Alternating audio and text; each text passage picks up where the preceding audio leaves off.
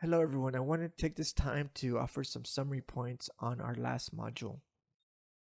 The section addressed different approaches to curriculum, in particular, a comparison between systematic curriculum and existential curriculum. In reference to the systematic approach to curriculum, we had to review the foundational outlines, the history behind school systems, and consider the ways that the business orientation permeated the way the schools were going to be operated. And as we saw the development of curriculum gain attention, we saw this parallel direction of curriculum as being in support of the workspace. I want to pause for a moment and consider that when we ask ourselves what is the relationship between the business sector and schools, we can take inventory of the early questions of why were schools going to be built, what was the goal, what was the purpose. And early on, we had political functions of school, economic, and social functions. The economic function of schools was simply to prepare children to enter the adult workspace.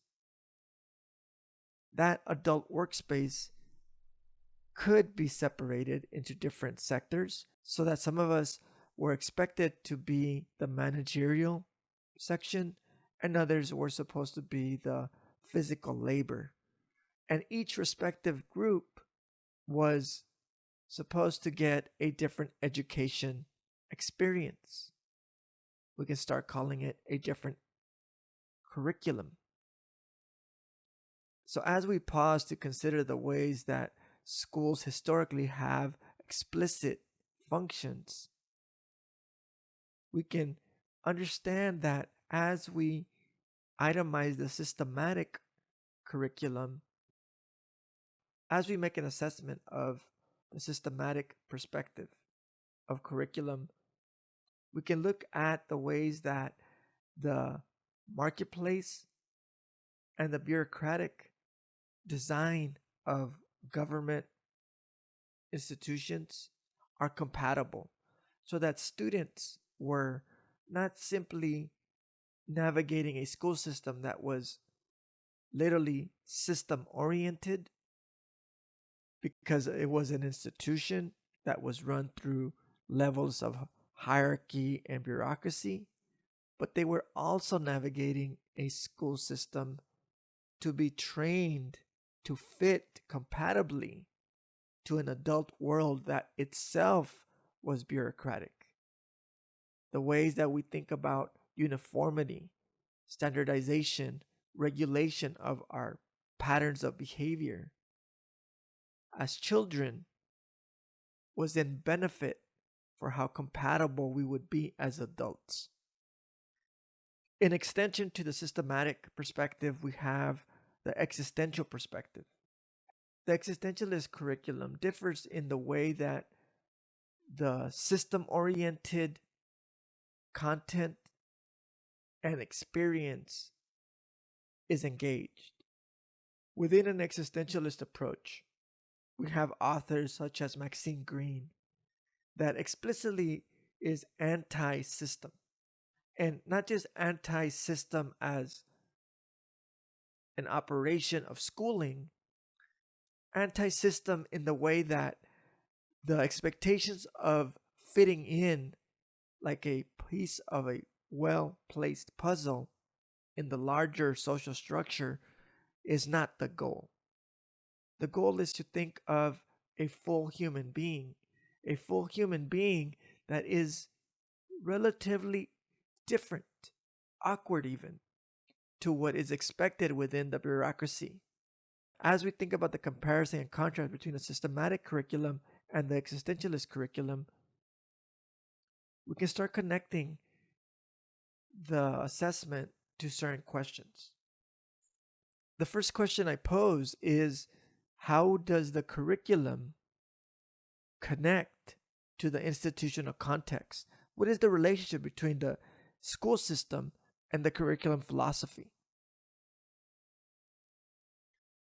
The systematic curriculum has degrees of operation. However, it is consistent in the way that the educator is placed secondary to the content. In a systematic curriculum approach to schools, the teacher is important. However, the curriculum content is what leads. Any teacher should be able to take the same content and be effective.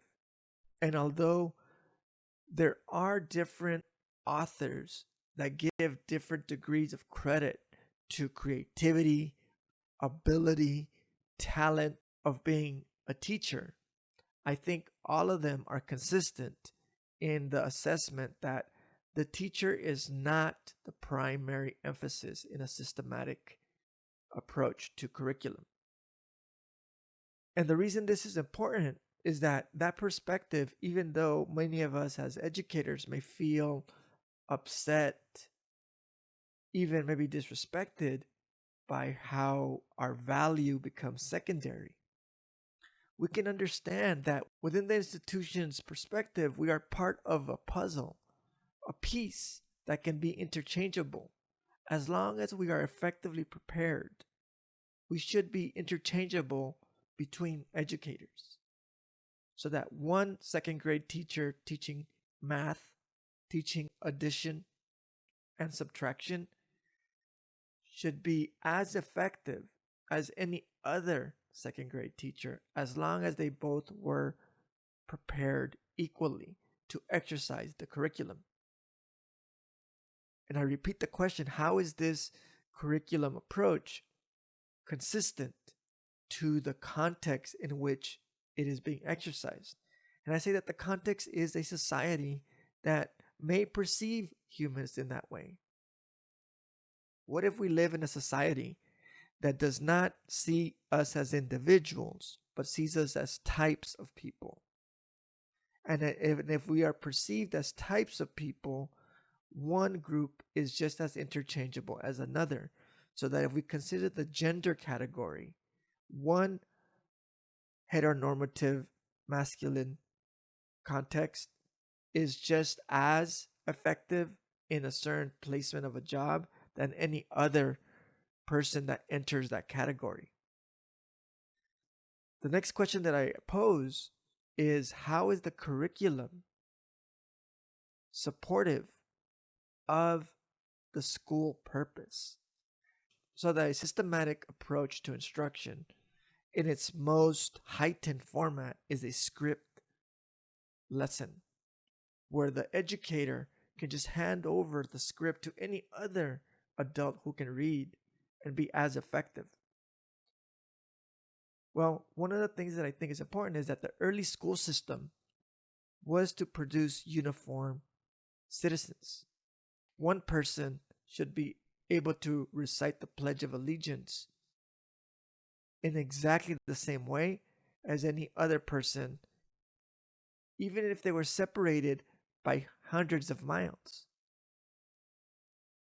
The way that one person printed should be indistinguishable from any other person's print, so that you can consider the ways that our early teachers, if we recall, spent so much time telling us how to do a perfect circle and a line for the A. Or if you were doing cursive at the time, how you may have a little bit of creativity, but you could not produce your own alphabet format. So that if I were to read your print, I should be able to read it as effectively as any of the other 100 students that I may have. So I believe that the systematic approach is very much compatible as an extension to the type of society that has expectations of the purpose of school. And the purpose of school is to produce uniformity. And within that goal of uniformity, the curriculum philosophy will be supportive. We then go on to this question. If that is true, then there should be some points where the different philosophies of curriculum are incompatible. the existentialist curriculum is usually considered to be student-centered. And I want to pause to question whether the systematic curriculum is not student-centered. And for the sake of this assessment, let's consider that the systematic approach in curriculum is also student-centered. And by that the student is thought of as the primary goal. The student needs are considered. However, it just looks differently. And I'm pausing there just to kind of give a little bit of credit that as educators, I think there's always an emphasis on what students need, and there's always an emphasis on caring for the success of students. But the philosophy changes. And within the existentialist perspective, we see models such as the Reggio Emilia school, the Montessori schools, artistic existentialism, these moments that educators have committed themselves to producing an infrastructure of difference, of challenging the previous models that expected schools to be factories that ultimately produced this uniform product that fit perfectly in society, was questioned. And here I think it's important to consider the compatibility, because as I think about the existentialist approach to teaching, and it is a program approach that is quite varied in its manifestation, it shares a consistent philosophy, which is that the goal is not to produce a cookie cutter human being. The goal is to produce a human being that is strong, that is creative, that is beautiful. And I want to go back to what I said earlier. I want to believe that educators, even when they use a systematic approach, want the same things for their students. They want their students to succeed. They want their students to be strong, to be good people.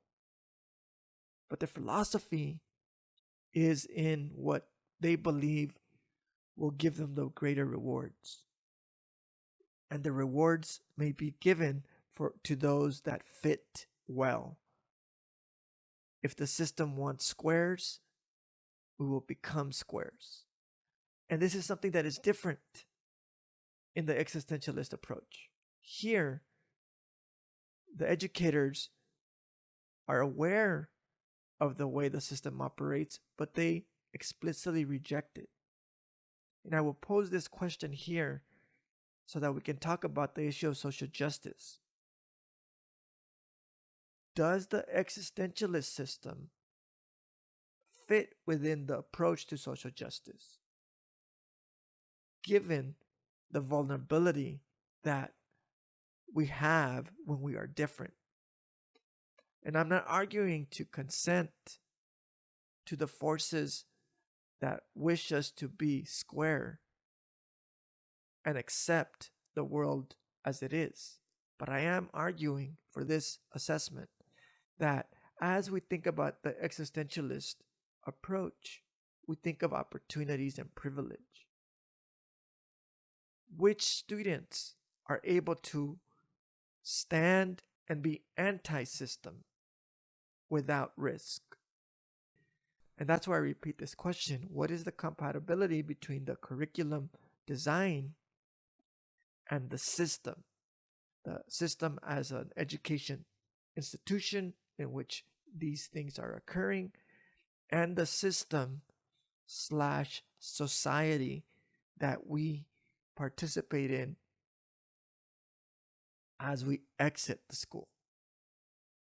As we move forward in the conversation in the remaining units, I want to return back to this assessment. I would like us to emphasize more on the relationship between social justice and curriculum. Right now, we reviewed at least two perspectives, and we didn't get an opportunity to really highlight their application within social justice, but we will be able to do more of that as we continue forward.